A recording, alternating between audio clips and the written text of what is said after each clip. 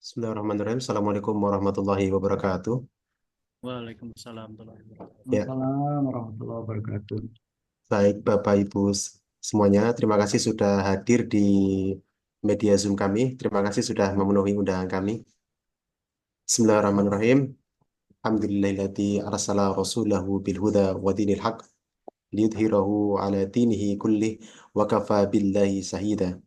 Asyhadu an la ilaha illallah wa asyhadu anna Muhammadan abduhu wa rasuluh.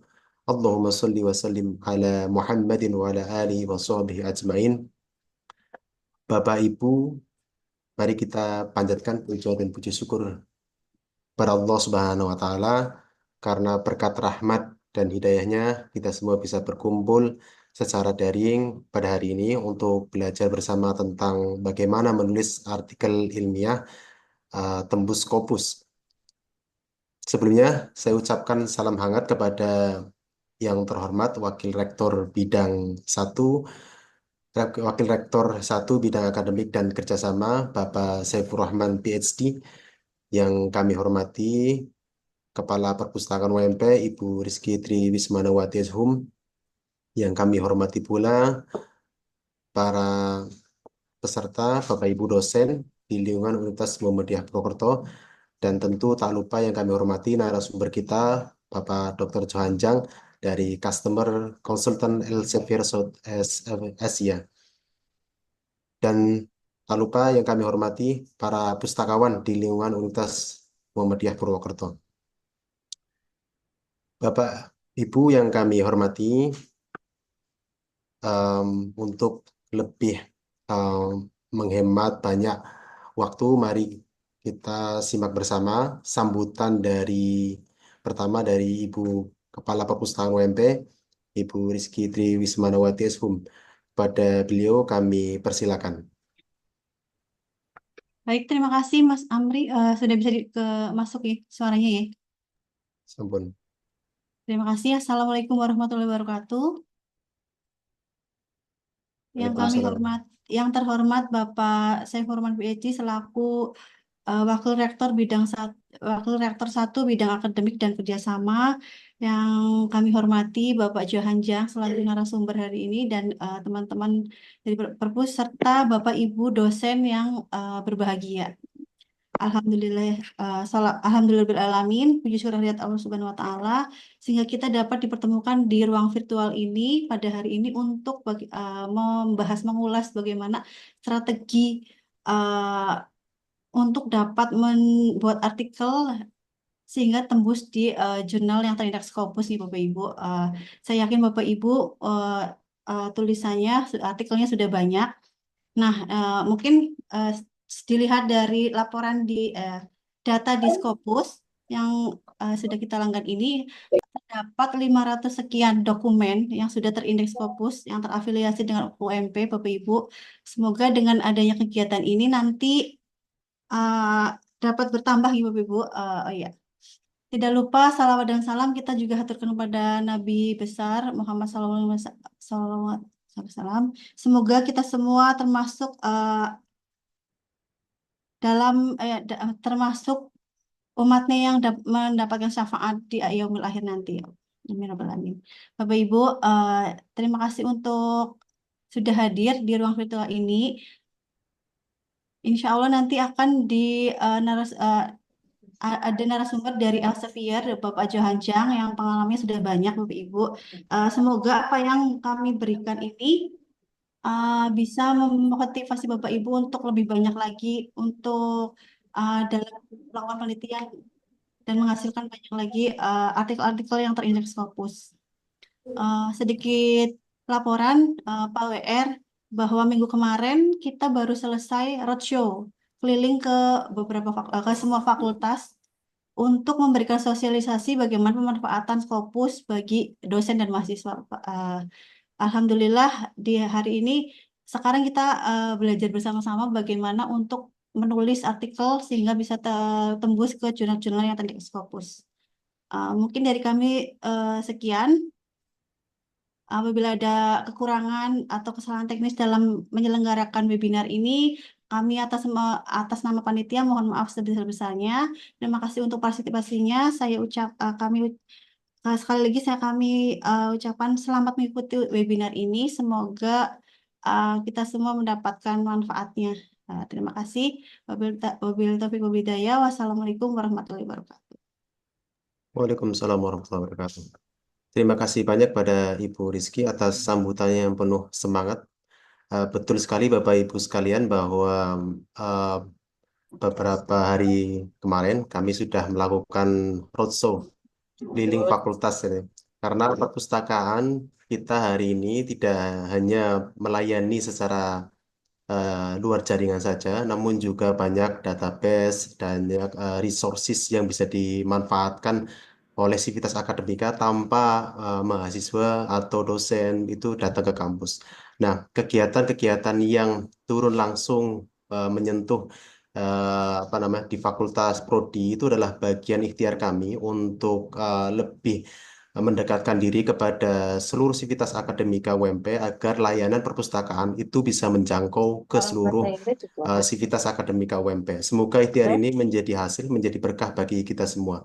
Dan pada webinar hari ini, Bapak Ibu, yaitu Strategi for Reading Scientific Article Index by Scopus, itu adalah bagian dari ikhtiar kami di subit layanan LI dan TIK itu untuk memberikan resources.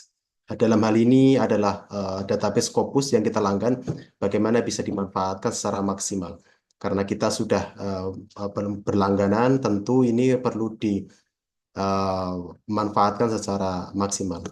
Baik Bapak Ibu sekalian yang sudah hadir di webinar siang hari ini, selanjutnya kita akan mendengarkan bersama-sama sambutan sekaligus membuka acara secara resmi oleh Wakil Rektor 1, Bapak Saifur Rahman PhD. Kepadanya kami persilakan.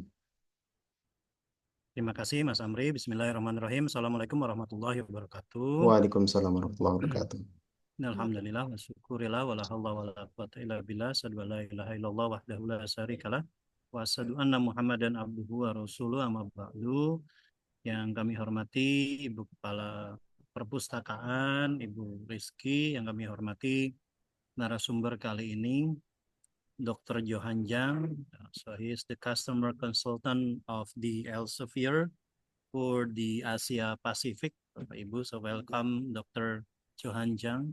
Thank you so much for being with us, Doctor. Oke. Dan juga Bapak Ibu sekalian, para peserta workshop penulisan artikel yang dirahmati Allah Subhanahu wa taala. Alhamdulillahirabbil alamin. Puji syukur kehadirat Allah Subhanahu wa taala atas segala nikmat yang diberikan. Kita masih diberi banyak sekali nikmat sehingga kita masih dapat menjalankan aktivitas kita sehari-hari. Salawat serta salam senantiasa kita curahkan pada junjungan kita Nabi besar Muhammad Sallallahu Alaihi Wasallam.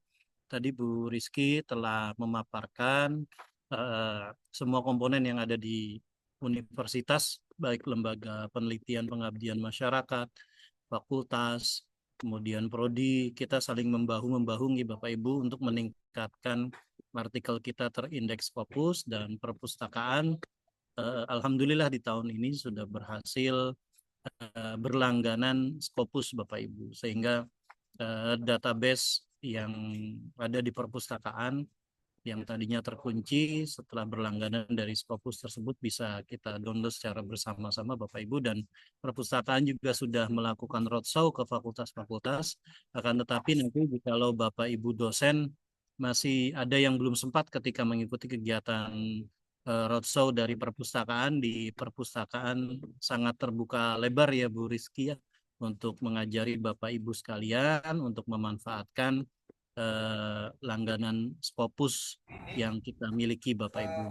Dan ini sangat penting sekali Bapak Ibu, jadi kita bisa melihat model artikel yang ada di Scopus tersebut, sehingga ketika kita menulis itu bisa menjadi acuan kita bersama untuk mempublikasikan artikel kita sehingga bisa diindeks oleh Scopus. Dan Dr. Jang, saya pikir sudah banyak sekali pengalaman Bapak Ibu untuk menelaah dan melihat tentang artikel-artikel yang terindeks di dalam Scopus, dan banyak data-data dan banyak strategi atau cara-caranya. Dan hari ini kita bersyukur sekali bisa menimba ilmu secara bersama Bapak Ibu. Dengan mengucapkan basmalah, Bismillahirrahmanirrahim. Dengan ini acara webinar oleh Perpustakaan UMP dengan tema Strategy for Writing Scientific Articles Index by the Scopus saya nyatakan secara resmi dibuka. Terima kasih, kurang lebihnya mohon maaf. Selamat mengikuti Bapak Ibu dan semoga kita mendapatkan barokah dari acara ini. Assalamualaikum warahmatullahi wabarakatuh. Waalaikumsalam warahmatullahi wabarakatuh. Luar biasa sekali. Terima kasih kepada Bapak Saifur Rahman PhD yang telah memberikan sambutan dan dukungan penuh untuk acara hari ini. Ini menunjukkan komitmen pimpinan UMP dalam mendukung peningkatan kualitas catur dharma, terutama di bidang penelitian. Sekali lagi, terima kasih kepada Bapak Saifur Rahman PhD yang telah membuka acara ini. Tanpa mengurangi rasa hormat Bapak, jika memiliki agenda lain, kami persilakan untuk meninggalkan ruang Zoom. Baik Bapak Ibu sekalian, pada siang hari ini, Bapak Ibu yang alhamdulillah yang sudah hadir pada acara webinar yang telah diselenggarakan oleh Perpustakaan UMP, kita akan bersama-sama mendiskusikan topik yang sangat menarik, yang saya kira selalu menarik untuk ditelusuri, dipelajari lebih dalam terkait dengan strategi for writing scientific articles indexed by Scopus. Bapak Ibu, dalam webinar ini kita juga akan belajar banyak hal terkait dengan academic writing ini. Pertama, kita mengenai terkait dengan apa itu writing dan publisher, termasuk bagaimana memilih jurnal yang tepat dan menghindari jurnal predator. Ini penting sekali agar kita tidak terjebak pada jurnal-jurnal yang predatory. Kemudian kita juga akan mengulik belajar bersama bagaimana menggunakan bahasa Inggris yang proper dalam academic writing, mungkin karena kadang ketika menulis dengan bahasa Inggris kita dihadapkan seringnya dalam dua pilihan, menggunakan American style atau British style, kan biasanya semacam itu. Nah mungkin itu bisa kita pelajari bersama bersama Bapak Dr. Johan Jang. Kemudian mungkin kita juga akan belajar bagaimana menggunakan academic tool seperti Mendeley, karena Mendeley adalah bagian dari Elsevier, kemudian adanya Scopus AI dalam proses penulisan artikel ilmiah. Akan banyak hal tip and trick mungkin yang akan dipaparkan oleh pemateri narasumber pada siang hari ini. Saya pastikan Bapak Ibu bisa agar bisa menerima semua pengetahuan yang kita berikan pada hari ini, dan semoga bermanfaat dan bisa diaplikasikan dalam kehidupan sehari-hari Bapak Ibu sebagai dosen maupun peneliti. Baik Bapak Ibu, pada acara webinar ini saya sudah bersama narasumber yang luar biasa yang hadir secara daring pada media Zoom kami. Saya akan memperkenalkan secara singkat bahwa profil beliau, Dr. Johan Jang, yang saat ini menjabat sebagai Customer Consultant Elsevier Resort SSIA. Beliau adalah dosen dari Universitas Pelita Harapan, Tangerang, Banten. Bapak Ibu, sebelum kita masuk materi utama, izinkan saya terlebih dahulu menyapa narasumber kita. Selamat siang Pak Dr. Johan Jang. Bagaimana kabarnya Pak? Selamat siang Bapak Ibu. Kabar baik semuanya. Terima kasih. Alhamdulillah. Senang sekali bisa bertemu lagi dalam acara yang penuh semangat Bapak Ibu dan Pak Johan Jang. Seperti webinar pada bulan yang lalu nih Pak, kita bersama-sama. Alhamdulillah pada kesempatan hari ini kita bisa bertatap muka di media Zoom kami. Dan saya lihat Pak Johan juga sudah sangat siap dan bersemangat untuk berbagi pengetahuan bersama kita semua Bapak Ibu. Baik, Bapak Ibu peserta webinar yang saya hormati, hari ini kita akan belajar bersama dengan Pak Johan Jang. Namun sebelum kita mulai, saya mengajak Bapak Ibu untuk memperhatikan materi yang akan disampaikan dengan baik. Dan nanti jika ada pertanyaan silakan ditanyakan pada sesi diskusi yang akan kita buka setelah presentasi selesai. Selain itu saya juga mengundang Bapak Ibu untuk menyiapkan pertanyaan-pertanyaan terbaiknya tentu saja Bapak Ibu. Baik, tanpa berlama-lama mari kita persilakan kepada Bapak Dr. Johan Jang untuk memulai presentasi pada siang hari ini. Kami persilakan. Baik, terima kasih Pak Amri, terima kasih Bu Rizky, Pak WR juga yang tadi sudah membuka acara, dan Bapak Ibu semuanya yang sudah hadir di siang hari ini. Ya, terima kasih sekali atas undangannya. Semoga ini karena saya berada di luar, semoga suaranya aman ya, Bapak Ibu ya. Kalau ada sedikit berisik-berisik, mohon maaf ya, karena posisinya sedang di luar. Tetapi semoga nanti bisa menyampaikan materi dengan baik. Dan juga tentu jika ada pertanyaan-pertanyaan, silakan boleh Bapak Ibu nanti bisa mengajukan. Tadi sudah dikenalkan sedikit, nama saya Johan Jang. Nah, saat ini sebenarnya saya sudah pindah posisi sedikit Bapak Ibu ya. Biasanya Customer Success Manager, sekarang jadi Research Account Manager. Poinnya mah sama aja lah begitu ya Bapak Ibu, tetap di Indonesia untuk Elsevier. Nah, dan di kesempatan kali ini memang saya diminta untuk membawakan materi yang semoga akan bermanfaat buat Bapak Ibu semuanya, persiapan bagaimana menulis dan publikasi. Ya, jadi writing and publishing sebenarnya ya untuk scientific articles index by Scopus. Apa yang akan saya bawakan ini lebih melihat, lebih sharing-sharing dari sudut pandang para editor jurnal-jurnal di Elsevier, Bapak Ibu. Ya, karena mereka sudah sangat-sangat sering ya, tiap hari menerima paper baru, tiap hari bisa melihat kualitas penelitian yang ada di seluruh dunia, kemudian di-sharingkan kepada kami di Elsevier juga gitu ya, termasuk saya juga, untuk bisa dibagikan kepada Bapak Ibu semuanya. Nah, semoga nanti tips-tips ini, ya strategi-strategi ini, mungkin ada yang sudah Bapak Ibu tahu, mungkin ada yang belum. Nah, ini bisa bermanfaat buat semuanya. Ya, baik. Saya akan share materinya. Sebentar ya, Pak Ibu. Saya buka dulu materinya.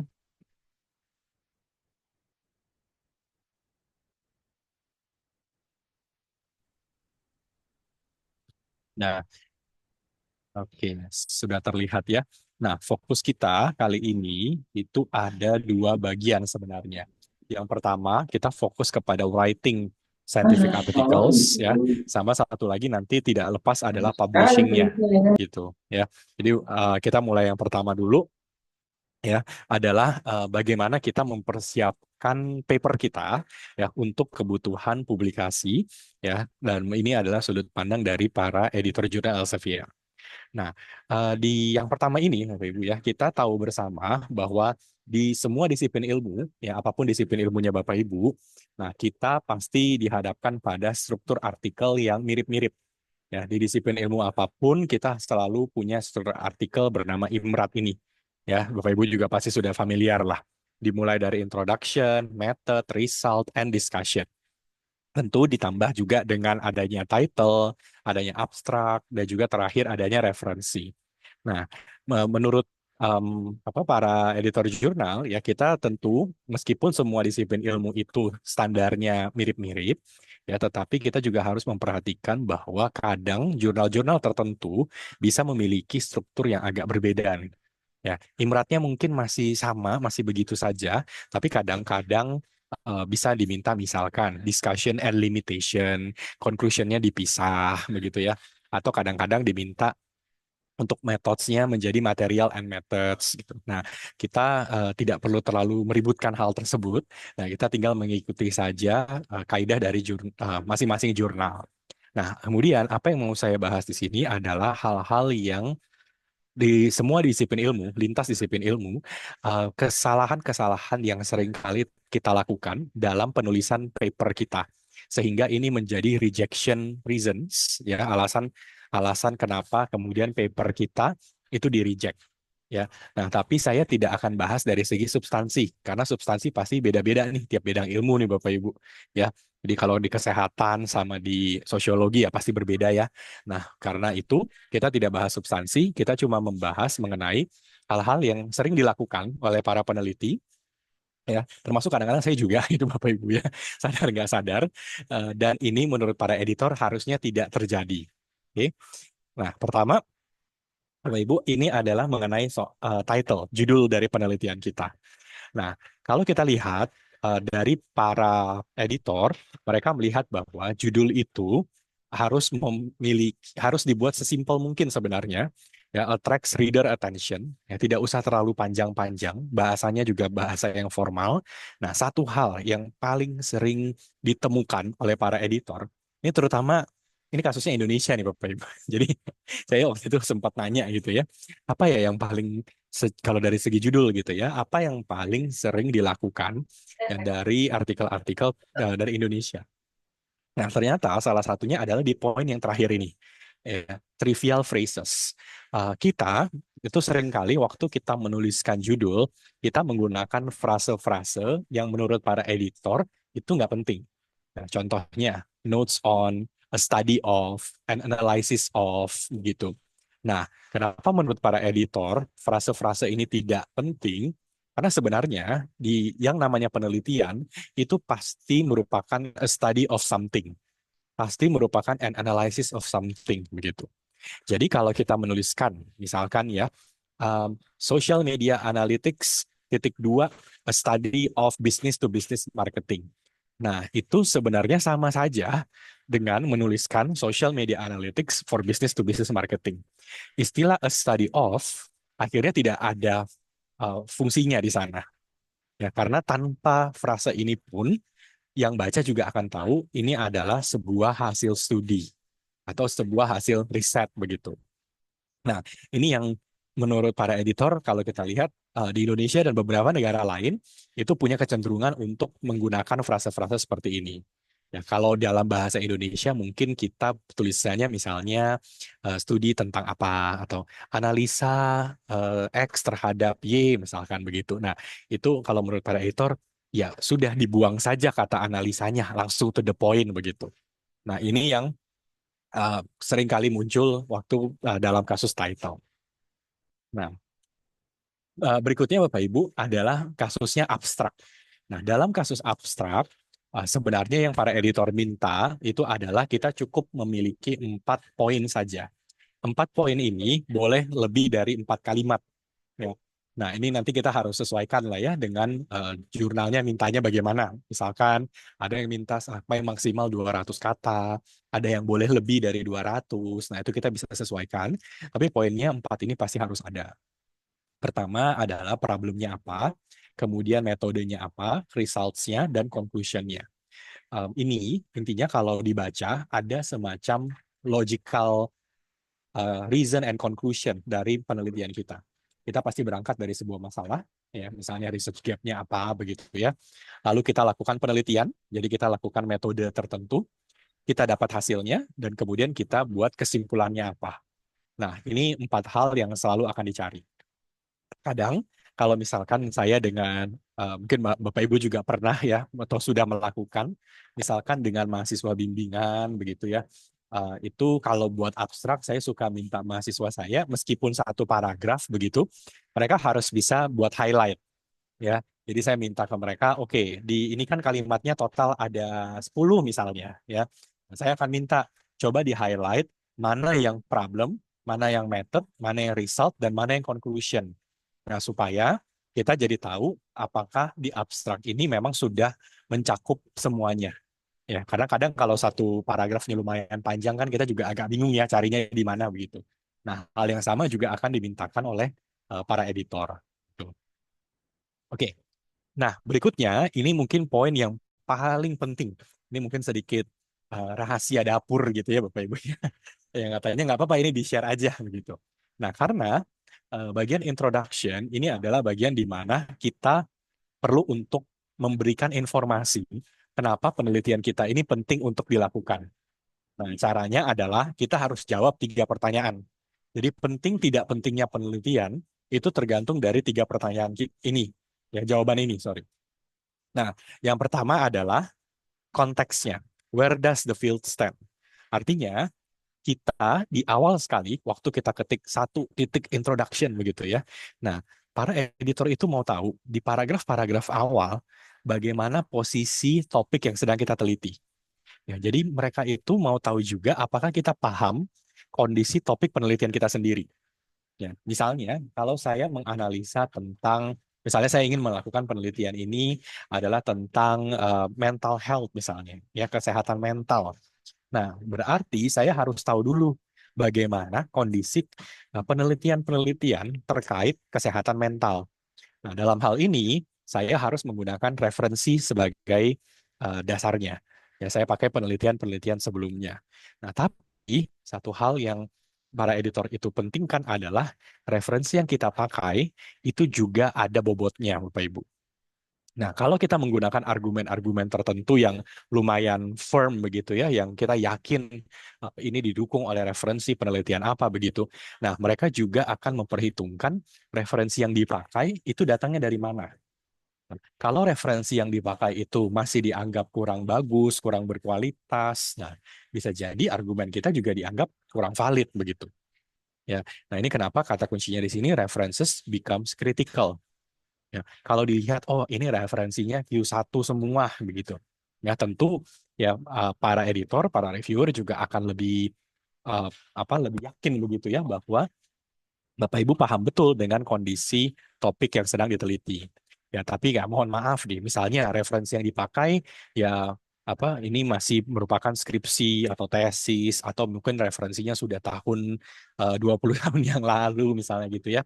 Nah, meskipun secara logisnya bisa jadi oke, tapi kalau begitu diklik referensinya, dilihat ke aslinya begitu, nah itu bisa jadi dipertanyakan argumentasi kita sendiri. Nah, itu kenapa kita perlu punya referensi yang berkualitas. Yang kedua, yang harus kita jawab itu adalah gap-nya apa. Dalam kasus ini, ya kita mungkin sudah, Bapak Ibu juga sudah familiar ya, bahwa gap yang dicari itu kalau bisa adalah theoretical gap. Tapi kalaupun tidak, at least research gap. Nah, bukan konteks gap lagi begitu. Nah, kalau kita sudah bisa menunjukkan research gap, maka penelitian itu akan dianggap oke untuk dilakukan. Nah, berarti kan kembali lagi ya, research gap hanya bisa ditemukan kalau kita sudah punya segudang referensi yang bisa kita pakai ya sebagai acuan untuk kita bisa dapat research gap. Nah, terakhir yang dicari itu adalah aim-nya. Ya, ini risetnya mau riset apa? Nah, tapi dalam kasus ini kita bukan berarti memindahkan bagian metode riset ke sini. Ya, hanya sekedar informasi bahwa berdasarkan gap tersebut maka ya saya atau kami kita melakukan riset yang akan misalkan fokus pada proses dibandingkan dampak. Ya, atau melihat dari sudut pandang apa begitu ya dibandingkan penelitian-penelitian lain yang lebih melihat dari sudut pandang lainnya begitu. Nah, ini yang selalu dicari pada bagian introduction. Para editor, ya sedikit bocoran juga ke Bapak Ibu, kalau mereka baca introduction dan menurut mereka ini tidak jelas ya konteksnya apa, ini gapnya bagaimana begitu ya, itu biasanya suka di skip Bapak Ibu. Ini langsung rejection biasanya. Ya, karena buat mereka ini harus menarik dulu nih. Buat saya sebagai editor dan reviewer, kalau ini menarik ya dan bisa dipertanggungjawabkan, referensinya bagus, oke kita lanjut baca. Karena begitu mereka mengatakan oke saya lanjut baca, mereka akan spend waktu yang lumayan banyak untuk baca bagian metode, apalagi result, discussion begitu. Nah, itulah kenapa ini harus dipastikan dulu. Oke. Lanjut dari sini, kita punya bagian methods. Kadang material and methods, ya tergantung dari disiplin ilmunya kita juga gitu. Nah, dalam kasus methods ini, apa yang perlu kita lakukan adalah mendeskripsikan cara kita melakukan riset. Ya, baik itu kalau kita ada populasi, sampel, atau misalkan ini eksperimen, atau ini kegiatan dari lab gitu. Nah, kita deskripsikan step by step bagaimana riset itu dilakukan. Ya, bagaimana cara kita mengumpulkan data, atau misalnya kalau kita pakai rumus-rumus tertentu, nah itu semua kita deskripsikan satu persatu. Deskripsi ini harus dibuat sedetail mungkin. Kadang yang suka tidak ditampilkan ya oleh peneliti itu adalah software, Ibu. Jadi kalau kita pakai software tertentu, nah sesimpel misalkan saya pakai SPSS gitu ya. Nah, itu saya juga harus memberikan informasi SPSS yang dipakai itu SPSS nomor berapa nih, ya. 25K, 24K gitu ya. Nah, software-software itu pun perlu dimasukkan karena kenapa ini penting? Karena nanti penelitian kita kemungkinan bisa direplikasi. Nah, replikasi penelitian itu butuh tahu dulu metode yang sebelumnya dipakai seperti apa, sehingga waktu replikasinya itu bisa jadi metodenya diubah-ubah sedikit, begitu ya, sehingga hasilnya bisa ada variasi. Nah, itu bagian metode. Nah, berikutnya soal results. Untuk results, apa yang perlu kita lakukan adalah mendeskripsikan hasil penelitian kita. Nah, satu hal yang paling sering terjadi adalah result itu dicampur dengan discussion. Jadi, tugas dari bagian result hanya memberikan hasil-hasilnya seperti apa. Mau itu bentuknya tabel atau gambar seperti ini path analysis begitu ya, atau bentuknya narasi, atau kita mau buat ada gambar figures tertentu gitu. Nah, itu sebenarnya dibebaskan saja kepada kita. Ya, tetapi poinnya adalah kita hanya mendeskripsikan hasil penelitian. Tidak ada argumentasi sama sekali di bagian result ini. Dan kita boleh pakai subheading. Kalau misalkan hasil risetnya banyak, nah kita mau bagi menjadi beberapa subheading, itu juga dipersilahkan. Ya. Nah, contohnya misalkan seperti ini saya ambil screenshot ya dari beberapa penelitian yang dipublikasikan Elsevier. Nah, misalkan di peneliti ini itu menggunakan grafik ya bar chart begitu. Nah, di mana sebenarnya peneliti ini uh, kalau sedikit latar belakangnya begitu ya. Ini penelitian tentang emosi Bapak Ibu. Ya, emosi yang muncul pada 4 kategori sampelnya si peneliti begitu ya. Ada woman of color, man of color, white woman sama white man. Nah, kalau kita lihat di situ secara total ini ada 19 jenis emosi. Ada optimistic, hopeful, motivated, determined, angry, dan lain-lain. Nah, jadi apa yang dilakukan oleh si peneliti ini secara kreatif, ya, ini mau menjelaskan treatment yang saya lakukan itu memunculkan emosi yang mana nih, ya di grup-grup di grup-grup yang saya punya ini. Nah, totalnya ada 19 emosi, Bapak Ibu. Nah, bagusnya dari peneliti ini adalah secara kreatif, peneliti ini berusaha berpikir, bagaimana ya caranya saya menunjukkan 19 emosi ya dikali 4 kategori sampel ya secara clear begitu, secara concise, secara simple, bukan membuat 19 grafik. Ya. Nah, itu juga jadi ini sendiri ya, jadi skill tertentu nih Bapak Ibu. Ya, supaya akhirnya begitu saya tampilkan datanya ya dengan mudah yang baca akan langsung memahami, oh ini ada emosi sekian banyak, ini efeknya seperti ini ya. Dan si peneliti ini kalau dibaca penelitiannya, peneliti ini menggunakan color coding. Jadi warna biru tuh melambangkan apa ya, kalau warnanya pink melambangkan apa, abu-abu warna apa begitu ya. Nah, itu diberikan informasi, ada legendnya ya kan, apa yang arti dari setiap warna tersebut. Nah, ini juga perlu kita pikirkan kalau memang kita punya penelitian yang results-nya itu banyak, informasinya itu banyak, terus kadang kita juga bingung ya, ini penting semua, sehingga kita harus kreatif, kira-kira grafiknya bagaimana. Mungkin tidak lagi sebatas cuma bar chart biasa, tapi kita harus mulai berpikir ranah yang lebih kreatif begitu. Nah, berikutnya bagian diskusi. Untuk bagian diskusi ini, apa yang perlu kita lakukan adalah kita menjelaskan arti dari results yang kita dapatkan. Ya. Nah, kalau kita sudah punya datanya apa begitu, apa maksud dari data tersebut? Nah, artinya kita perlu compare dengan penelitian-penelitian yang sudah kita pakai sebelumnya.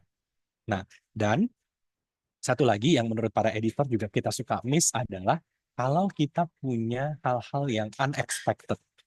Jadi kalau kita punya data yang agak-agak unik, ya misalkan kita punya outlier tertentu, nah itu juga sebenarnya harusnya kita jelaskan. Ya kenapa apa kemungkinannya outlier tersebut terjadi. Nah supaya penelitian itu juga jadi menarik. Kalau penelitian kita hanya sekedar membuktikan sesuatu yang sudah banyak dibuktikan oleh orang lain, nah ya boleh-boleh saja, tetapi akan dianggap kurang bermanfaat dibandingkan kalau penelitian kita memang bisa mendapatkan outlier tertentu dan kita bisa menjelaskan potensi kenapa outlier tersebut terjadi. Oke. Lalu bagian conclusion and recommendation, ini juga mungkin Bapak Ibu sudah familiar bahwa kita harus menjawab pertanyaan penelitian. Nah, satu hal yang paling suka miss adalah poin kedua, show how your work advance the field of study. Artinya, kalau kita sudah meneliti, kita udah capek-capek gitu ya, kita buat diskusi dan seterusnya, para editor juga mau tahu, sebenarnya dengan hasil yang kita dapatkan, apa dampaknya terhadap disiplin ilmu kita. Nah, itu yang mereka juga suka cari tuh. Ya, kalau ini dibaca oleh peneliti lain di bidang ilmu yang sama, kira-kira apa sesuatu yang baru ya yang mereka akan dapatkan ketika mereka spend time membaca penelitian kita.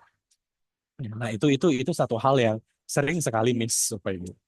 Ya.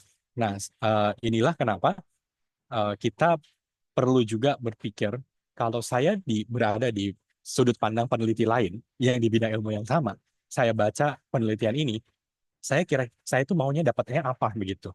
Ya, apa hal yang menarik, yang baru yang akan saya dapatkan supaya saya bisa pakai dalam kasus penelitian saya berikutnya. Nah, itu yang diharapkan. Oke. Nah, berikutnya Bapak Ibu, ini adalah soal referensi. Nah, dalam bagian referensi, yang perlu kita citasi, Bapak Ibu, yang perlu kita masukkan adalah hanya publikasi yang memang berhubungan dengan penelitian kita. Ya, yang tidak boleh itu adalah menggunakan namanya isolated sentences. Nah, isolated sentences ini contoh begini. Katakanlah saya peneliti di bidang, misalkan bidang kesehatan masyarakat begitu. Ya, nah saya tentunya seharusnya idealnya menggunakan jurnal-jurnal di bidang kesehatan masyarakat. Nah, tapi misalnya saya ketemu satu artikel ini kebetulan sekali ada satu kalimat saja Bapak Ibu ya, yang kebetulan sangat-sangat berhubungan dengan penelitian saya. Nah, tapi ini dari jurnal bidang engineering misalnya. Ya, jadi saya bidang kesehatan masyarakat, jurnalnya engineering. Kebetulan ada satu kalimat pas sekali. Nah, itu lalu saya pakai sebagai saya citasi begitu ya, saya pakai sebagai referensi. Nah, tetapi keseluruhan dari penelitian di jurnal engineering tersebut sebenarnya sama sekali tidak berhubungan dengan apa yang sedang saya teliti. Nah, itu sebenarnya tidak baik Bapak Ibu. Ya, itu kalau editornya bisa lihat, nah itu biasa juga bisa jadi alasan penolakan karena kita menggunakan referensi artikel yang tidak sesuai dengan penelitian kita. Nah, tapi ini bukan berarti Bapak Ibu tidak boleh pakai jurnal di bidang ilmu lain. Kalau bidang ilmunya masih lumayan berhubungan, Bapak Ibu, it's okay sebenarnya. Dan karena memang ada penelitian-penelitian yang bisa jadi lintas disiplin ilmu. Ya, yang tidak baik adalah kalau disiplin ilmunya beda, lalu konteks penelitiannya juga beda jauh. Ya, nah itu yang tidak sesuai. Nah, lalu di sini juga poinnya adalah ketika kita berada di bagian referensi, ini bukan perlombaan siapa yang menggunakan referensi paling banyak begitu. Ya, karena makan poinnya do not include too many references. Ya, referensi itu tidak harus selalu sampai 100 begitu ya. Nah, tidak harus selalu begitu. Ya, karena poinnya lebih ke arah referensi yang digunakan harus berhubungan dengan penelitian, bukan berapa banyak referensi yang kita gunakan. Ya, nah itu yang perlu kita catatkan di sini, dan tentu kita perlu untuk mengikuti guide for authors. Ya, kadang ada yang minta menggunakan APA. APA-nya juga perlu kita cek ini apakah APA-nya masih yang versi 6 atau udah versi 7 begitu ya, atau pakai MLA atau pakai Turabian style atau apa. Nah, kita tinggal mengikuti saja dari ketentuan dari setiap jurnalnya. Nah, lalu biasanya juga Bapak Ibu, satu hal yang akan sering dimintakan sekarang, terutama di Elsevier, itu adalah Bapak Ibu membuat cover letter. Ya, jadi kita submit manuskrip kita plus bersamaan dengan cover letter. Nah, cover letter ini adalah surat yang kita berikan kepada editor. Ya. Nah, kadang yang suka terjadi adalah karena kita mungkin belum terbiasa buat cover letter, kita suka copy paste abstrak ke dalam cover letter. Nah, padahal bukan itu yang diminta. Ya, apa yang diminta dari cover letter itu adalah ya Bapak Ibu memaparkan ini penelitian apa, kemudian Bapak Ibu perlu sekali memaparkan tentang kenapa pilih jurnal ini. Ya, dari sekian ratus jurnal di bidangnya Bapak Ibu, kenapa pilihannya jatuh ke jurnal ini? Nah, itu perlu ada penjelasan. Editor itu perlu tahu kenapa harus jurnal saya, kenapa bukan jurnal tetangga begitu. Ya, dan kalau Bapak Ibu kadang suka diminta reviewer, itu juga perlu dicari kira-kira potential reviewernya bisa siapa ya untuk melakukan review terhadap papernya Bapak Ibu. Ya, nah ini hal-hal di bagian writingnya ya supaya kita cukup clear apa saja yang sering dilakukan yang sebenarnya bisa menjadi alasan penolakan Bapak Ibu nantinya. Oke. Nah, saya lanjut berikutnya Bapak Ibu. Tadi saya bilang ada dua bagian besar begitu ya. Ada bagian writing-nya, kemudian berikutnya ini bagian publishing-nya. Nah, kenapa ada bagian publishing juga? Karena sebenarnya ya ketika kita memang submit artikel kita ke jurnal, kita juga sudah harus punya pengetahuan tentang publikasi. Ya, jangan sampai kita submit ke jurnal yang salah. Jangan sampai kita tidak menyadari ada opsi-opsi teknis tertentu yang harus kita penuhi waktu kita memilih jurnal. Atau lebih parahnya, jangan sampai kita terjebak pada jurnal-jurnal predator. Ini juga menjadi bagian dari strategi kita untuk kita publikasi. Ya, jadi bukan hanya writing-nya, tapi kita juga punya pengetahuan tentang publishing-nya. Nah, dalam hal publishing, ya, tentu ada beberapa hal mendasar yang kita harus tahu. Yang pertama adalah jurnal di dalam dunia publikasi itu terbagi menjadi dua model operasi. Ya, ada subscription based journal dan ada open access journal. Nah, semoga Bapak Ibu juga sudah familiar ya bahwa jurnal yang berbayar itu adalah jurnal open access. Ya, sedangkan jurnal yang gratis itu adalah jurnal subscription.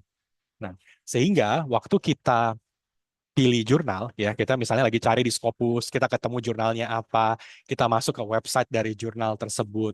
Nah, kita harus cari tahu dulu, ini jurnalnya subscription atau open access. Karena ya kalau misalkan kita sudah submit, kita sudah oke semua, ternyata kita baru tahu, oh jurnal ini open access dan biayanya sekian gitu. Sementara kita tidak mempersiapkan biaya untuk pembayaran APC, maka ya nanti sayang begitu ya proses tersebut akhirnya tidak jadi. Nah, jadi kita perlu tahu apakah jurnal itu subscription atau jurnal itu open access. Nah, kemudian ada juga jurnal-jurnal sekarang, terutama di Elsevier, itu kita sebut sebagai hybrid journal. Nah, hybrid journal ini menarik Bapak Ibu karena hybrid journal itu memberikan kesempatan kepada author untuk memilih apakah ingin publikasinya open access atau subscription. Ya, nah kebanyakan jurnal Elsevier itu sekarang begini, ya daripada kita ribut soal subscription open access Bapak Ibu, jurnalnya kasih pilihan ke author, ya terserah authornya, mau open access silakan, mau subscription juga silakan, dan treatment terhadap artikel itu sama, ya artinya begini, kalau Bapak Ibu pilihnya open access, ya bukan berarti Bapak Ibu antriannya lebih cepat, gitu sama aja Bapak Ibu. Ya, kalau pilih subscription bukan berarti lebih susah, enggak juga, sama juga begitu.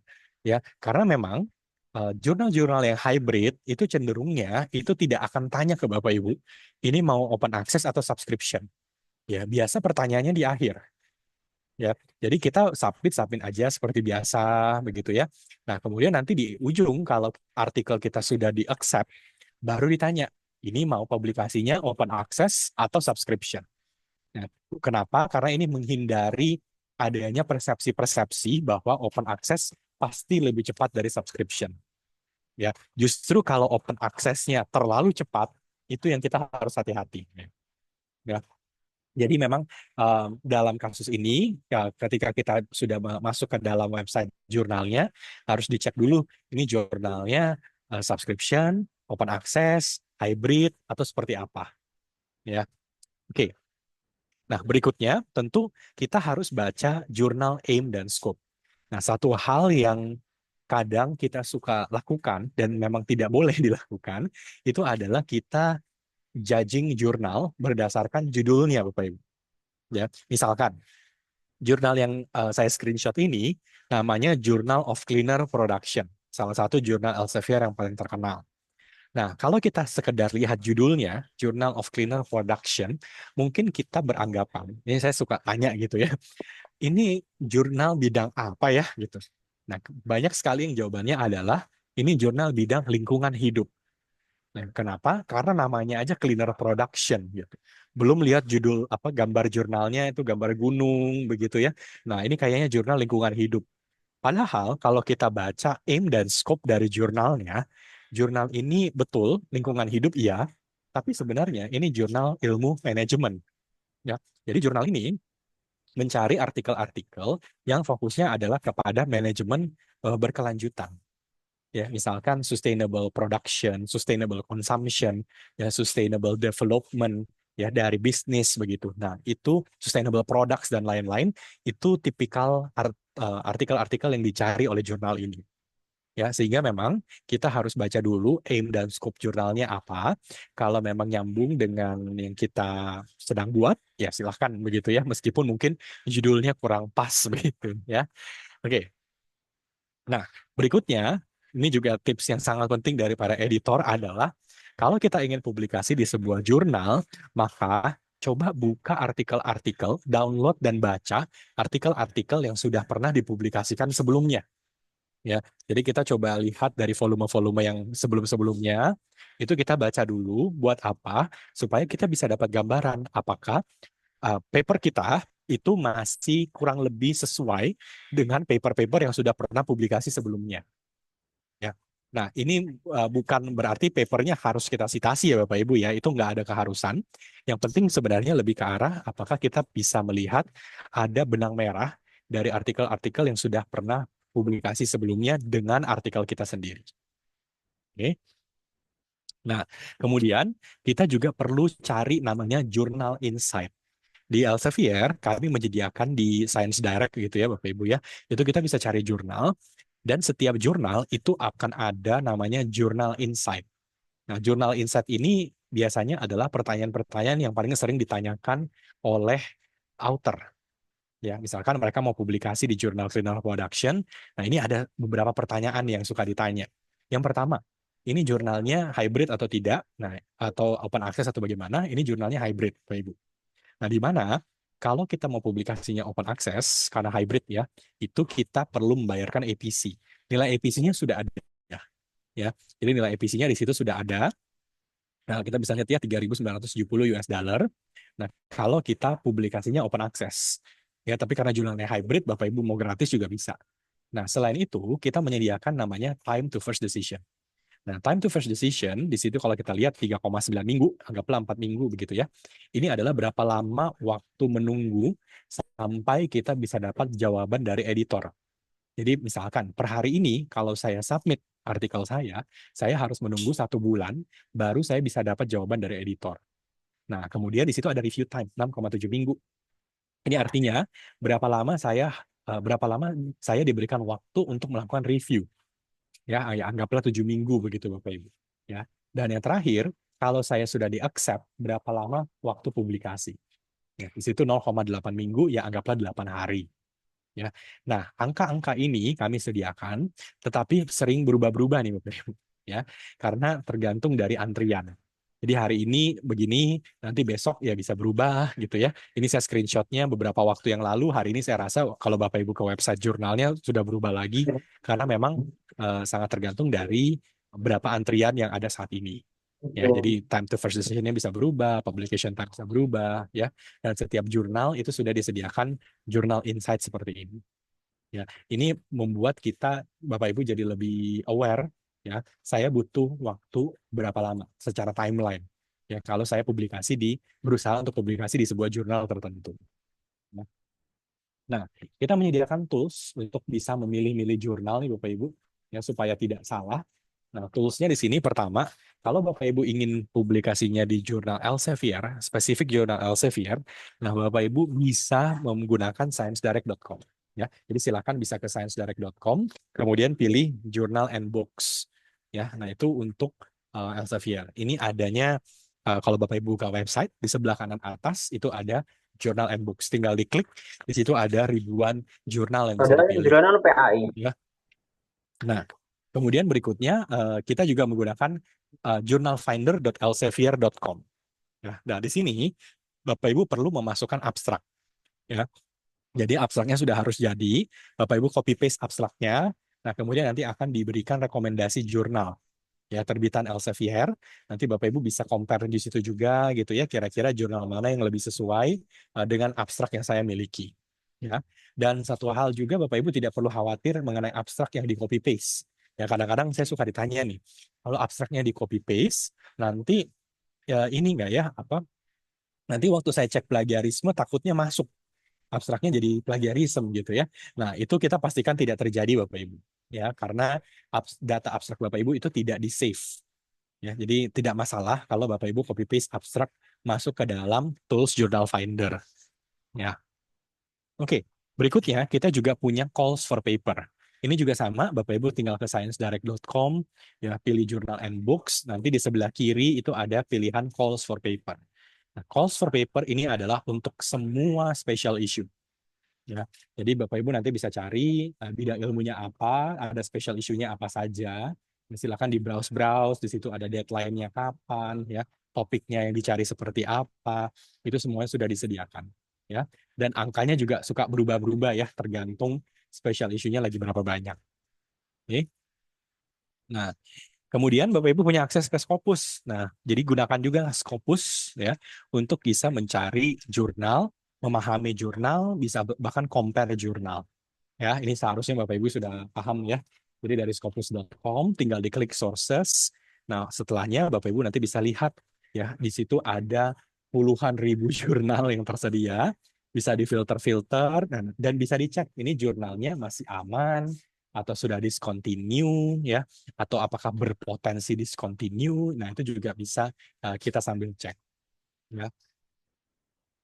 Oke. Nah, kemudian yang bagian terakhir yang tentunya sangat penting adalah dalam skill kita menulis dan publikasi, kita juga harus bisa punya pengetahuan ya untuk menghindari jurnal-jurnal predator, Bapak Ibu.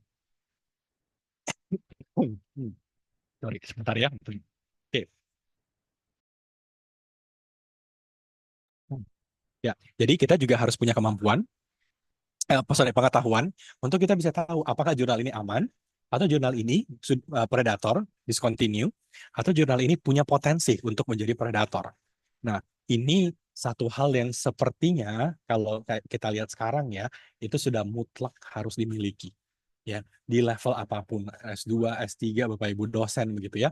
Karena memang kenyataannya yang terjadi adalah jurnal predator itu semakin lama akan semakin banyak kalau semakin banyak orang yang terjebak dengan jurnal predatornya. Tapi kalau makin sedikit, maka tentu jurnal-jurnal predator ini tidak akan menargetkan ke Indonesia begitu. Ya. Nah, jurnal-jurnal predator ini mereka adalah tipe-tipe jurnal yang lebih mementingkan kepentingan bisnis dibandingkan sains. Ya, mereka melihat bahwa wah jurnal ini terutama open access ya, itu sangat berpotensi untuk mendatangkan uang. Ya, dan betul Bapak Ibu. Ya, kalau kita hitung simpel aja, ya kalau satu volume itu ada 10 artikel, kalau setiap artikel itu nilainya anggap 10 juta rupiah, berarti dalam satu kali terbit jurnal itu mendapatkan 100 juta rupiah. Ya. Nah, ini kadang-kadang yang membuat para pengelola jurnal itu memprioritaskan bisnisnya dibandingkan sainsnya. Ya. Nah, akibatnya apa? Hal-hal yang harusnya dilakukan, ya, yang harusnya etika publikasinya dijalankan, itu tidak dijalankan dengan baik. Nah, kemudian yang jadi korbannya siapa? Ya, authornya juga gitu. Ya, kenapa? Karena Scopus, kalau kita tahu jurnal itu predator, maka jurnal itu pasti kena discontinue. Ya, dan semua artikel yang pernah dipublikasikan itu akan kita delete dari sistem. Ya, karena ini berbahaya sekali Bapak Ibu. Kalau kita tidak delete artikel tersebut dari sistem, maka kita tidak bisa menjamin kualitas dari artikel tersebut. Apakah ini di peer review, apakah ini betul prosesnya sudah sesuai gitu ya, tidak ada yang bisa jamin. Jadi lebih baik kita delete semuanya. Ya, dan isu ini tentu ya Indonesia mungkin beberapa waktu belakangan semakin hangat begitu ya, semakin panas begitu. Oke. Nah, buat Scopus kita memang sangat-sangat keras terhadap predatory publishing. Siapapun itu, Bapak Ibu. Mau penerbitnya dari penerbit besar atau misalnya penerbitnya universitas, kalau kita melihat bahwa Scopus itu dimasuki oleh jurnal-jurnal predator, kita akan lakukan discontinue. Nah, satu hal yang memang kita sangat sayangkan, ya, jurnal itu waktu mereka mau terindeks Scopus, ya mereka tidak mungkin predator, Bapak Ibu. Ya. Jadi jurnal mau diakses, mau dilakukan assessment terhadap jurnal untuk terindeks Scopus, tidak mungkin mereka predator. Ya, karena mereka tahu kalau mereka predator dari awal, itu sudah pasti ditolak. Yang sangat kita sayangkan adalah, begitu jurnalnya terindeks Scopus, perilaku mereka tuh berubah. Ya, yang tadinya baik-baik saja, menjadi predator. Ya, dan akibatnya kita harus selalu melakukan discontinued setiap bulan untuk jurnal-jurnal predator seperti ini. Ya. Nah, jadi kalau kita lihat, kalau jurnal itu memang ketahuan, jurnalnya predator, kita akan lakukan discontinued. Contoh seperti jurnal ini, nanti akan ada tulisannya coverage discontinued in Scopus. Ya.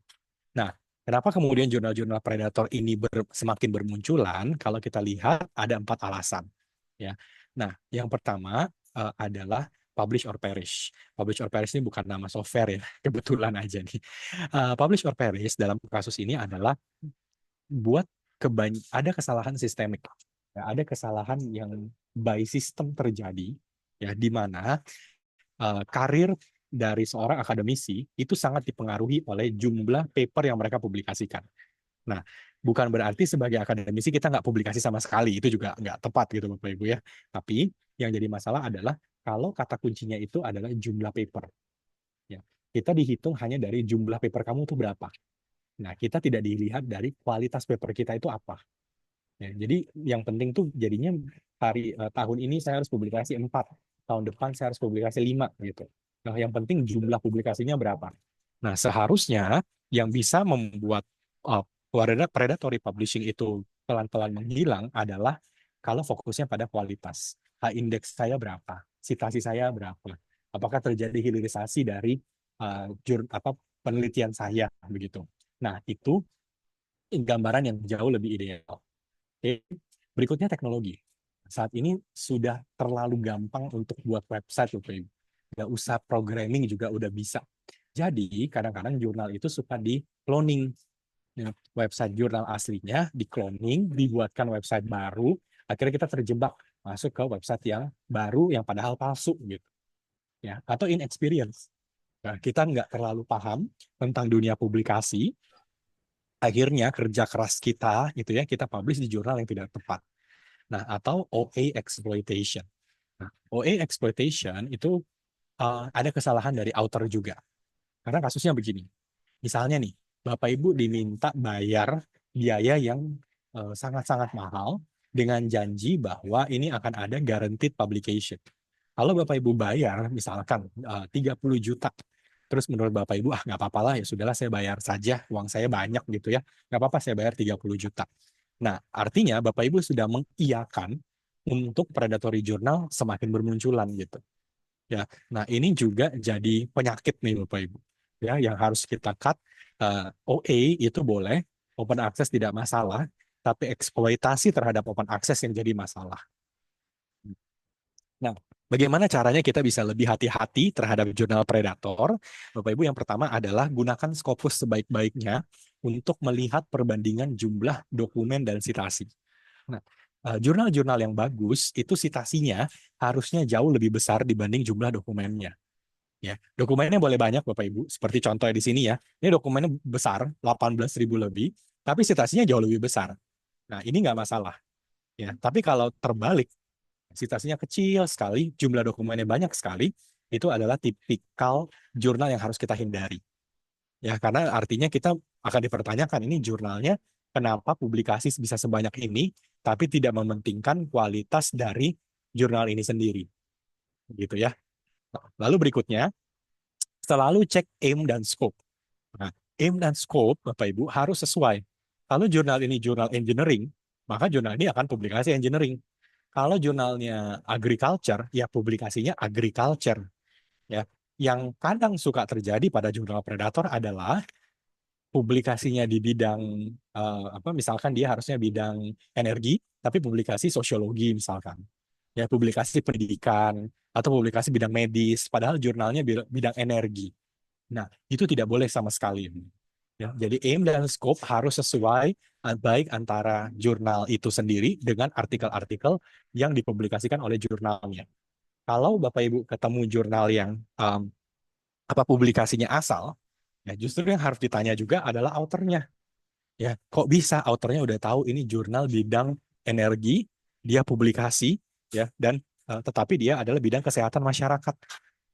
Nah, itu jadi pertanyaan besar sebenarnya. Ya, karena ini sesuatu yang sangat logis kok Bapak Ibu. Ya, saya kalau jurnal itu majalah, anggaplah gitulah ya. Saya misalkan suka mobil. ya saya akan beli majalah mobil kan, karena saya pembacanya majalah mobil. Kan nggak mungkin tiba-tiba saya mau cari artikel tentang mobil di majalah kecantikan gitu. Nggak nyambung kan. Nah, sama. Jadi jurnal juga gitu. Ya, kalau saya peneliti bidang energi, saya akan cari jurnal bidang energi. Nah, saya nggak akan publikasi di jurnal non-energi. Karena jadinya nggak match. Kalau jurnalnya oke, authornya oke, something is wrong. Ya. Nah, berikutnya adalah lihat praktek APC-nya, ya, artikel publishing charge. Nah, jurnal itu tidak pernah boleh meminta APC sebelum review dilakukan atau saat review dilakukan. Ya, APC itu boleh diminta setelah review selesai. Kalau APC-nya diminta di depan, misalkan, oh iya bayar dulu 15 juta untuk kita bisa langsung proses dan eh, lebih cepat gitu prosesnya. Itu nggak boleh. Ya, jadi APC kalau diminta di depan itu sama saja dengan bribing. Ya, kita melakukan bribing terhadap jurnalnya karena kita udah bayar Bapak Ibu. Ya, segala sesuatu yang udah kita bayar sepertinya akan sangat-sangat sulit untuk uangnya dikembalikan. Dengan kata lain itu sama saja dengan kita melakukan bribing untuk jurnal itu bisa menerima artikel kita. Ya. Nah, kemudian waktu publikasinya juga harus masuk akal. Ya, jurnal yang bisa publikasi hanya dalam hitungan hari itu sesuatu yang sangat luar biasa tuh Bapak Ibu. Ya, dan harus dihindari. Ya, jurnal itu kita tahu mereka akan publikasinya lumayan lama, memang bisa berbulan-bulan begitu ya. Tapi ya normalnya memang begitu. Ya, karena antrian juga panjang.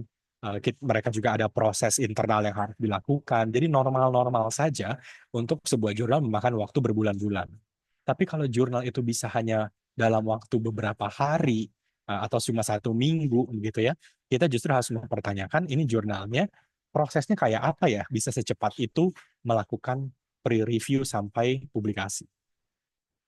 Nah, kemudian berikutnya, kalau ini adalah jurnal internasional, maka kita harus cek apakah mereka publikasi dari banyak negara. Ya, karena kadang-kadang jurnalnya menuliskan internasional, tapi publikasinya hanya dari Indonesia saja gitu. Ya, di awal-awal memang banyak negara, tapi belakangan hanya beberapa saja.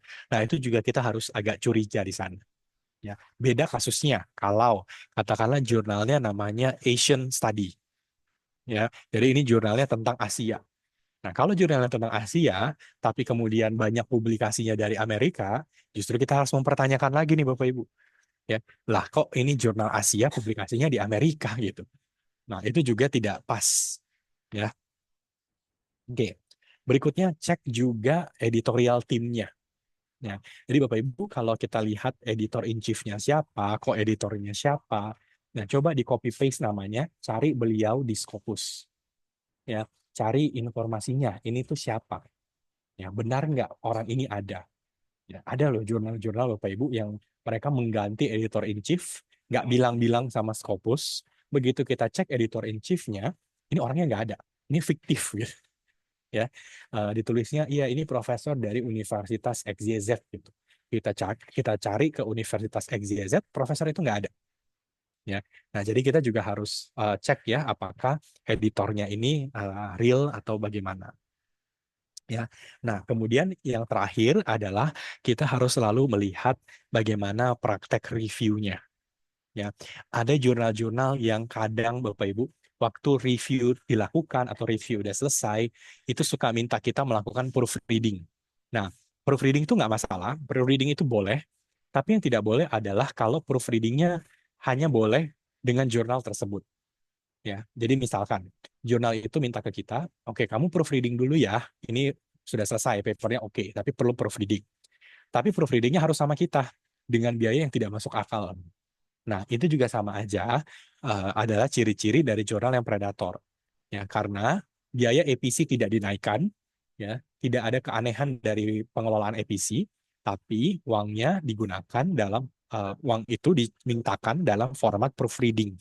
Nah, ini juga sebenarnya tidak diperbolehkan. Atau ada servis-servis tertentu yang harus, ya, itu juga tidak boleh. Ya. Nah, jadi seperti itu ya, Bapak Ibu ya. Kenapa saya share ini? Karena memang ini harusnya satu paket. Ya, bukan hanya sekedar kita tahu writing-nya, Dan saya rasa juga Bapak Ibu udah wah jago-jago lah gitu ya, udah sering juga menulis, bukan hanya dari segi penulisannya saja, tetapi juga kita harus punya pengetahuan dari sisi publikasinya. Ya, jadi writing and publishing itu udah satu paket sebenarnya. Dan bahkan saya sering bilang ke kampus-kampus, dan kesempatan ini juga mungkin saya bisa ke Bapak Ibu juga gitu ya, ajarkanlah publishing juga ke mahasiswa. Ya, karena mahasiswa, apalagi ada S2, S3 gitu ya, ilmu publishing di Indonesia itu masih sangat-sangat kurang. Ya, pengetahuan tentang publishing itu sangat-sangat kurang.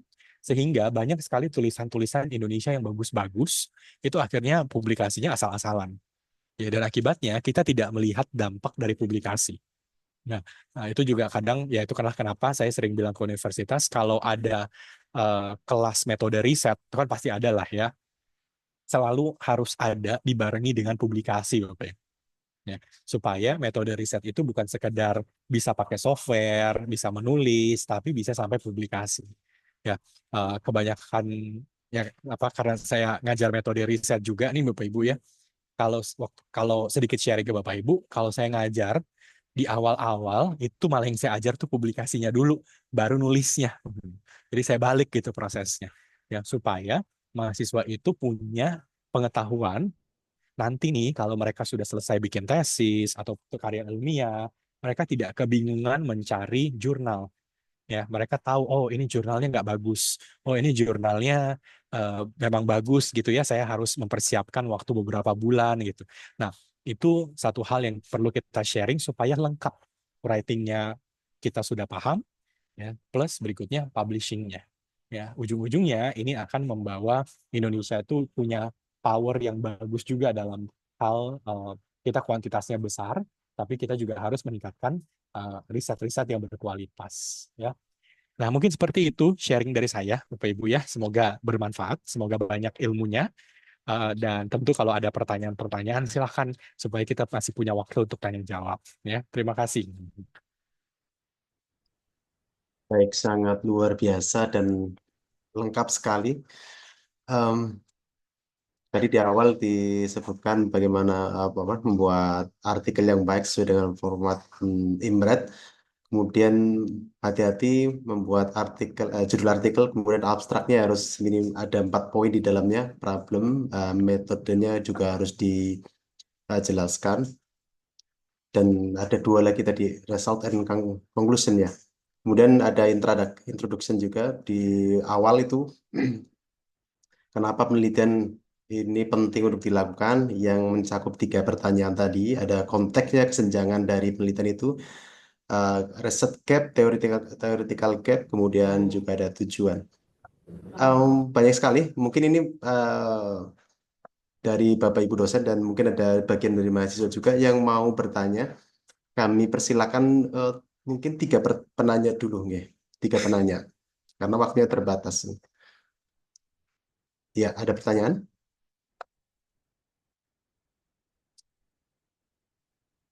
Oke, ada yang sudah raise hand dari Bu Tessa Nurul Huda. Monggo, Bu. Bismillah, Pak Johanjang, saya Tessa dari Fakultas Psikologi. Pak, saya tertarik dengan tadi pas materi yang publish ya, bagaimana kita sebagai seorang peneliti untuk mempublish di jurnal-jurnal internasional. Saya ingin bertanya, itu bagaimana dengan, jadi ceritanya saya kemarin udah cari-cari jurnal yang saya tuju.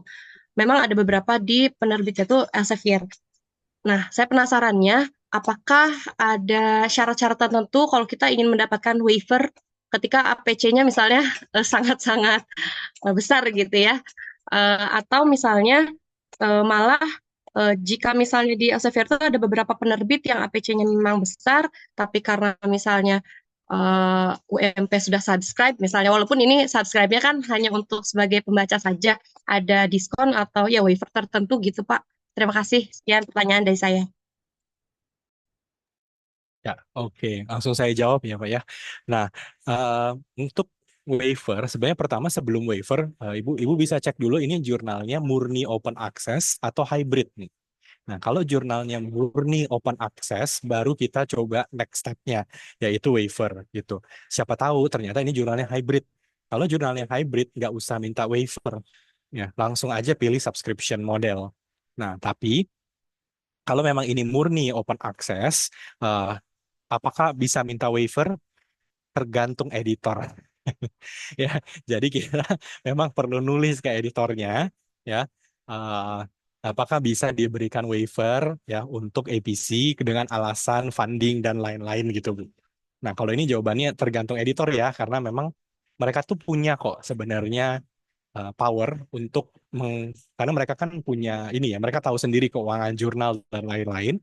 Jadi kalau mereka memang rasa oke ini nggak apa-apa, kita kasih waiver ya mereka akan kasih. Cuma nggak berani janji, tergantung jurnalnya. Ya, nah tinggal itu tadi kalau ini ternyata hybrid, ya ibu bisa pilih yang subscription, langsung otomatis jadi nol. Ya. Oke, begitu Bu Tessa. Selanjutnya dari Pak Arif Prasadi, monggo Pak. Oke, baik, terima kasih. Mungkin menarik sekali tadi ya Pak Janjang mengenai materi tentang publikasinya. Nah, yang ingin saya tanyakan adalah tadi terkait jurnal yang discontinue Pak. Jadi pada saat tadi akan terindeks Scopus, otomatis kan pasti akan dilakukan audit dan kemudian nantinya akan diindeks oleh Scopus. Tapi kemudian pada saat tadi di tengah-tengah berubah haluannya, itu kemudian akhirnya kemudian lebih fokus pada keuntungan dibandingkan dengan saintifiknya. Nah, pada saat artikel-artikel yang sudah sebelumnya masuk dan sudah dipublikasikan, itu bagaimana? Sedangkan tadi jurnalnya itu sudah discontinue. Jadi nasibnya bagaimana? Gitu Pak. Itu aja mungkin yang ingin saya tanyakan. Terima kasih. Iya, oke Pak. Kalau itu jurnalnya Predator, Pak, nasib artikelnya bagaimana? Artikel itu tidak bisa ditemukan di Scopus, Pak. Karena kita akan delete semua artikelnya, gitu. Tentu yang pasti sangat rugi adalah authornya sendiri ya. Karena begitu nanti, baik itu mungkin untuk JJAK, atau mungkin pelaporan apa, begitu ya, itu nggak ada di Scopusnya. Nah, ini memang ekstrim sekali. Kita pernah ditanya, kenapa ya kita sampai harus di-delete saja? Kenapa harus sampai di-delete? Kenapa tidak dibiarkan saja artikelnya tetap ada meskipun jurnalnya discontinue? Bahaya. Ya, itu satu hal yang kita selalu tekankan. Kalau ini jurnal Predator, ya, kemudian mereka asal-asal publikasi, kita nggak pernah tahu proses di balik publikasinya bagaimana. Ya, apakah penelitian ini sudah di peer review atau belum? Nah, kalau dalam kasus-kasus bidang ilmu tertentu, contoh bidang ilmu yang paling ekstrem itu medis, ya health science. Bayangkan kalau ada penelitian health science, itu publikasi di jurnal Predator, terus diterbitkan nih Bapak Ibu ya, terus nggak ada peer review-nya, dan ini misalkan penelitian tentang treatment atau obat gitu. Lalu itu dihilirisasi jadi produk dan lain-lain. Waduh, panjang urusannya gitu. Nah, jadi kita memang mengambil jalur yang ekstrim, kita hilangkan karena kita tidak mau menjadi pihak yang bertanggung jawab dalam kasus-kasus seperti ini. Gitu. Karena kita tetap mengindeks, itu artinya kita memberikan stamp of approval dari Scopus bahwa ini penelitian berkualitas. Padahal enggak. Nah, itu yang akhirnya harus kita lakukan. Ekstrim tapi necessary. Itu yang akhirnya jadi prinsipnya ketika kita discontinue jurnal-jurnal Predator. Tidak ada periode sekian sampai sekian yang kemudian nanti ini masih bisa diindeks oleh Scopus, sedangkan setelahnya atau sebelumnya tidak terindeks, itu enggak ada ya? Ada pengecualian, Pak. Jadi Bapak Ibu nanti bisa cek ya. Discontinue itu bukan berarti pasti Predator. Nah, karena kadang gitu ya, discontinue itu terjadi karena jurnalnya ganti nama. Itu kadang-kadang yang suka bikin bingung ya. Jadi jurnalnya tiba-tiba berubah nama, akibatnya yang lama kita discontinue, kemudian dia berubah menjadi jurnal yang baru. Nah, artikel-artikelnya tidak akan di-delete kalau itu, Bapak Ibu. Ya, artikelnya masih aman karena jurnalnya bukan Predator gitu ya. Atau misalkan jurnalnya tutup operasinya. Itu ada tuh. Jadi udah berapa lama jurnalnya tidak punya funding yang cukup, dia menutup operation, dan tetapi ini kan bukan Predator. Nah, artikelnya masih bisa ditemukan. Nah, yang kita takutkan itu adalah kalau yang Predator tidak kita hilangkan, misalkan nih, kan yang mengerti soal Predator, jurnalis kontinu bla bla bla gitu ya, itu kan kebanyakan akademisi ya. Nanti kalau misalkan ada dari publik, mereka mengutip dari jurnal yang Predator, dan mereka juga nggak sadar, itu akhirnya menjadi misinformation, atau menjadi informasi yang tidak bisa kita pertanggungjawabkan gitu. Nah, itu yang jadi masalah besarnya nanti ke sana. Beda kasusnya kalau karena jurnalnya tutup, ya udah nggak apa-apa juga kalau itu, Pak Ibu. Itu informasinya masih bisa kita pertanggungjawab. Pak. Oke, baik Oke, Pak baik. Arief, semoga bisa menjawabnya Pak. Untuk selanjutnya pertanyaan terakhir dari Pak Srianto nih Pak. Paparan yang sangat menarik dari Bapak Johan. Mohon tanggapan dari Pak Johan terkait dengan publisher MDPI. Banyak jurnal yang trilex Scopus, namun dengan biaya yang cukup besar dan review dan publish yang cukup cepat. Apakah jurnal-jurnal dari MDPI termasuk yang kurang berkualitas? Monggo Pak. Ya, ini harus tanya ke publishernya langsung ya. Karena kita gini, Bapak Ibu, prinsipnya Scopus adalah kita tidak pernah men istilahnya itu mendiskriminasi publisher. Ya, publisher siapapun, mau itu ada berapapun banyaknya jurnal mereka yang sudah predator, itu nggak bisa kita diskriminate. Ya, jadi kalau mereka mau submit lagi ya dengan publisher yang sama tapi jurnal yang berbeda, kita pasti harus welcome. Ya, karena begitu kita lakukan discrimination terhadap publisher, ya yang ada kita disu. Ya, yang ada kita di apa namanya dituntut begitu ya, karena ini praktek yang tidak etis begitu. Jadi kita tidak pernah mempermasalahkan publishernya siapa. Nah, akibatnya apa yang perlu kita ketahui adalah ya tergantung dari authornya. Ya, kalau authornya memang merasa ini masih aman, ya ini masih oke, saya setuju dengan konsep begini ya silahkan. Tapi balik lagi, kami sebagai pihak yang mengevaluasi akan melihat ini kalaupun cepat sebenarnya nggak masalah, asal bisa dipertanggungjawabkan. Jadi editornya tuh suka ditanya, misalnya ya, ini selesai dalam waktu 1 bulan, masih oke lah 1 bulan begitu ya. Nah kita pasti tanya, berapa tim editormu, berapa tim teknis di jurnalnya, ya mana bukti-buktinya gitu. Ya kalau memang mereka itu banyak sekali editornya, banyak sekali tim jurnalnya, nggak apa-apa Bapak Ibu. Ya, karena memang ada jurnal-jurnal yang seperti itu tuh. Ya, mereka bisa punya puluhan orang yang bekerja sebagai tim teknis, ada puluhan orang yang bekerja sebagai co-editor. Ya udah itu wajar. Tapi kalau editornya cuma satu, dengan co-editor cuma dua, ya tim teknis cuma 2 orang, tiba-tiba bisa publikasi dalam 1 bulan. Nah, itu kita suka tanya, cepat amat kerjanya gitu ya. Nah, itu yang jadi PR-nya gitu ya. Artinya boleh asal mereka bisa mempertanggungjawabkan.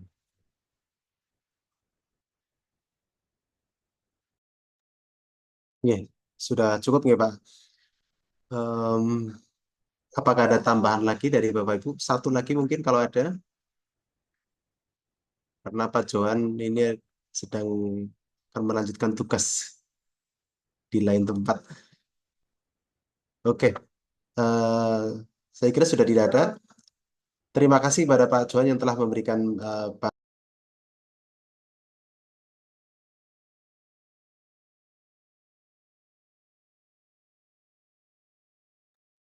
mohon maaf Bapak Ibu, saya ulangi. Terima kasih kepada Pak Johan yang telah memberikan banyak insight pada kami, sangat menarik dan penting bagi kami semua. Sebagai penutup, mari bisa kita simpulkan bersama bahwa apa yang telah kita pelajari hari ini, bahwa webinar ini yang telah memberikan kita wawasan mendalam tentang yang dibawakan oleh Pak Johan Jang tadi, tentang writing and publishing. Pak Johan telah berbagi banyak tips praktis mulai dari pemilihan topik, struktur penulisan, hingga pentingnya memahami kriteria yang dinilai oleh jurnal internasional. Namun, Bapak Ibu semua, lebih dari sekedar teknis, bahwa kunci sukses dalam menulis artikel tentu adalah konsistensi dan komitmen dalam melakukan penelitian. Tantangan yang dihadapi Bapak Ibu dosen sebagai peneliti bukan hal yang mudah, tapi dengan pemahaman yang benar dan dukungan dari platform seperti Scopus dan institusi kita, semoga kita semua bisa melangkah lebih jauh menuju publikasi yang diakui secara global. Semoga pengetahuan yang kita peroleh hari ini, Bapak Ibu semua, dapat menjadi pendorong bagi kita untuk terus berkomitmen dalam dunia akademik. Terima kasih pada narasumber Bapak Johan Jang dan Bapak Ibu semua atas partisipasi mengikuti webinar sore hari ini. Mari kita tutup webinar pada sore hari ini dengan bersama-sama membaca hamdalah. Alhamdulillahirrahmanirrahim. Baik, kita tutup webinar hari ini. Bapak Ibu, monggo jika ada yang meninggalkan Zoom, sudah kami persilakan. Dan tadi ada untuk materi sudah Bapak Johan yang kirim di chat nih. Bapak Ibu silakan download. Dan untuk penanya, 3 penanya tadi, dari Bu Tessa, Pak Arif, kemudian Pak Sri, nanti akan mendapatkan door prize dari perpustakaan. Door prize eksklusif. Silakan nanti bisa menghubungi perpustakaan, bisa kami antar atau Bapak Ibu dosen bisa main ke perpustakaan di jam kerja. Begitu Bapak Ibu sekalian. Wabillahi taufiq wal hidayah. Wassalamualaikum warahmatullahi wabarakatuh. Waalaikumsalam warahmatullahi Makasih wabarakatuh. Bapak Ibu. Terima kasih Kak. Bapak Ibu.